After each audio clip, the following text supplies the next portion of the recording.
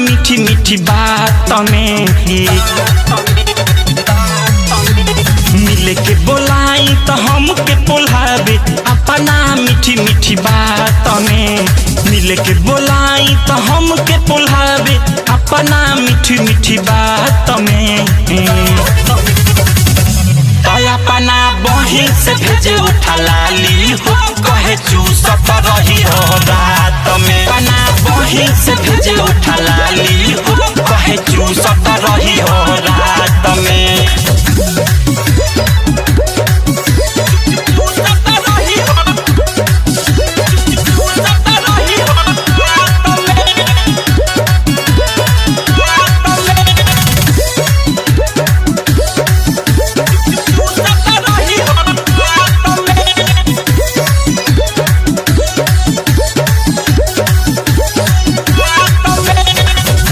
कमरिया हमके दिखावे पागल बनावे दिन में मिले के कहीं तो कहेले बाबू चाल नइखे मशीन में पातर कमरिया हमके दिखावे पागल बनावे दिन में मिले के कहीं तो कहेले बाबू चाल नइखे मशीन में राजा सोना कही के पटावे कहे ना आइब कबो हाथ में राजा सोना कही के पटावे कहे ना आइब कबो हाथ में अपना बहिन से भेजे उठा लाली हो कहे चूसत रही हो रात में अपना बहिन से भेजे उठा लाली हो कहे चूसत रही हो रात में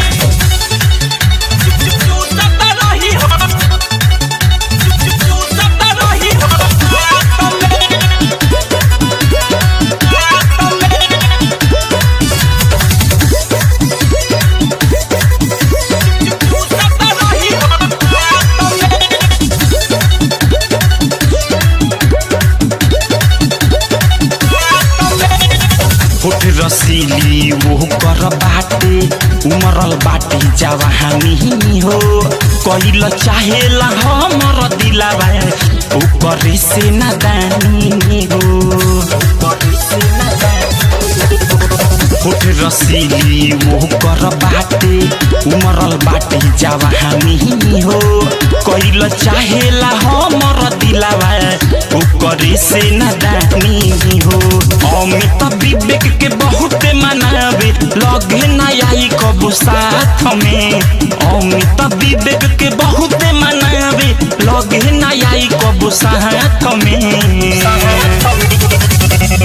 अपना बहिन से भेजे उठा लाली हो कहे चूसत रही हो रात में अपना बहिन से भेजे उठा लाली हो कहे चूसत रही हो रात में मिले के बोलाई तो हमके पोल्हावे अपना मीठी मीठी बात में